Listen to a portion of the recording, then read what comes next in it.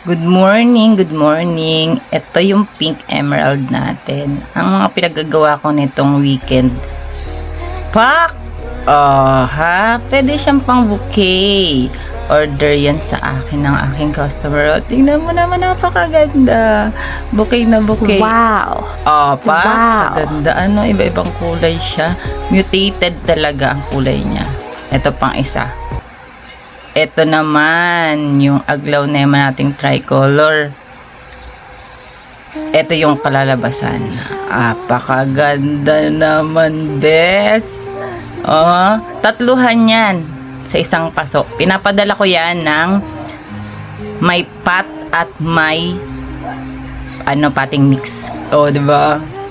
Buhay na buhay pagdating sa inyo. Wala nang itatapong bouquet. Woo! Pak na pak yan sa mga birthday at mga kung ano-anong celebration. Ito naman mga propagation ko to. May nag-order sa akin ng 3 propagation, tapos nagbigay ako ng freebie, kaya naging 4 na halaman siya sa isang bouquet. Pakaganda, no? Iba-ibang kulay na aglaw. Pakaganda ng aglaw.